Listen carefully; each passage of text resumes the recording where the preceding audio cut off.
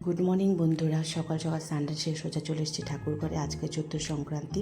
চৈত্র সংক্রান্তির যেসব নিয়মগুলো আছে সেগুলোই করবো। প্রত্যেক বছর মাকে দেখতাম চৈত্র সংক্রান্তির দিন ঠাকুরকে খই, চিড়া, ছাতু, দই দিয়ে পুজো দিতে। আমিও সেই নিয়মগুলোই করে থাকি।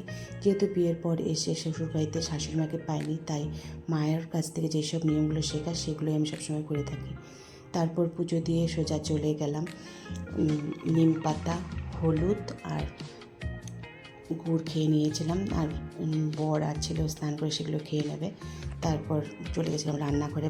আজকে যেহেতু টক ডাল রান্না করার নিয়ম রয়েছে আমাদের, সেটাই করবো। আর এদিকে গিমা পাতার বড়াও করবো তার সঙ্গে। আর এদিকে নিম পাতাও ভেজে নিলাম কয়েকটা, তারপর গিমা পাতার বড়াও করে নিলাম। তারপর উচ্ছে ভাজা। আর এদিকে একটা সবজি করব, পনির সবজি। তার জন্য আলুটাকেও ভাজা হতে বসিয়ে দিলাম। তারপর আলু জলে ফোড়ন দিয়ে বেগুনটাকেও ভেজে নিলাম। তারপর আলু ভাজা হয়ে গেলে পনিরটাকে দিয়ে একটু হালকা ভেজে নিচ্ছিলাম।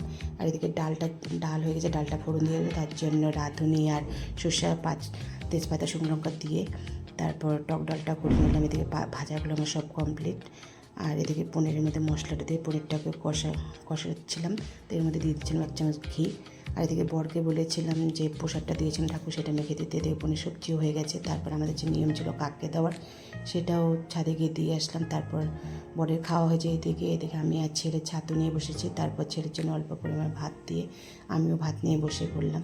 তো আজকের ভিডিওটা এই পর্যন্ত। কেমন লাগলো অবশ্যই কমেন্টে জানিও।